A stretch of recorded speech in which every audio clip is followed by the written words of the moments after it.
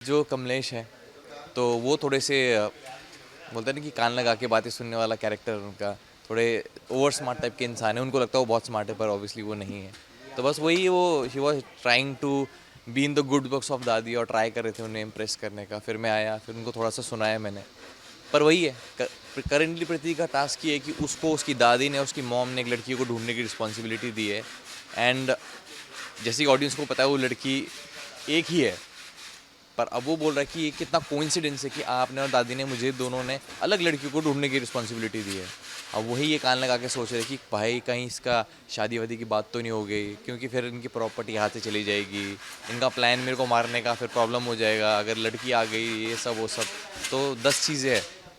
तो basically scene यही है। नहीं, इन्जॉय तो काफ़ी कर पा रहा हूँ because the this super natural element मेरे लिए फर्स्ट टाइम है, मैंने कभी किया नहीं है।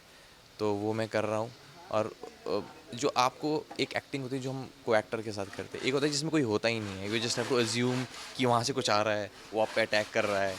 और वो एक्टिंग थोड़ी सी अलग है।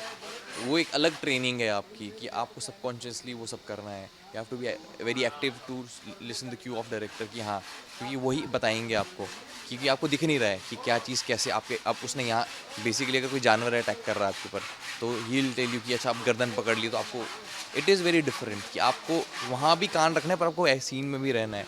तो ये थोड़ा डिफरेंट है जो एक नॉर्मल एक्टिंग से आपको एक अलग एज देता है।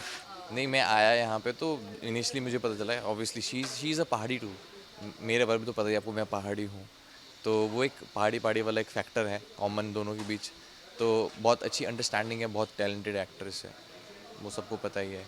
वेरी वर्सेटाइल, बहुत वर्सेटाइल है। और बस हाँ, टाइमिंग हमारी अच्छी बैठ बैठ गई है। आई थिंक जो हमारा फर्स्ट इंट्रोडक्शन सीन था उसमें जो हमारी बैंटर हुई वो लोगों को अच्छी लग रही है। तो आई थिंक मेकर्स उसी बैंटर को कंटिन्यू रखेंगे और उसी पे आगे के सीन्स बेस्ड होंगे। तो लेट्स सी कैसे ये जो हमारी केमिस्ट्री जो अभी बनाने की कोशिश हो रही है वो कैसे आगे जाएगी। बिल्कुल, बिल्कुल शो नॉर्मल नहीं है तो मैं नॉर्मल तो नहीं हो सकता। कुछ ना कुछ मुझे भी एज़ ऑफ नाउ पता नहीं है, पर कुछ कुछ ना कुछ शक्ति है तो भाई मुझे भी दे दो यार प्लीज़। सबको कुछ ना कुछ है, मुझे भी दे दो। आई थिंक कुछ ना कुछ आएगा ज़रूर कैरेक्टर लेके। फ़िलहाल तो I am like a perfect son, जो सब कुछ सही करता है, सबका ख्याल रखता है। क्योंकि उसकी उसकी मॉम ने बचपन में उसको रिस्पॉन्सिबिलिटी दी थी कि मैं जा रही हूँ पर तेरे को सबको संभाल के रखना है। तो he is that one perfection जो सब कुछ सही करने की कोशिश करता है, सबको खुश रखने की कोशिश करता है। सो बेसिकली या फ़िलहाल तो ये है। आग ज़रूर आएगा एक बार लड़की आ जाए फिर तो पता ही है आपको, ज़िंदगी घूम जाती है। आई थिंक बहुत जल्दी आएगा कुछ ना कुछ।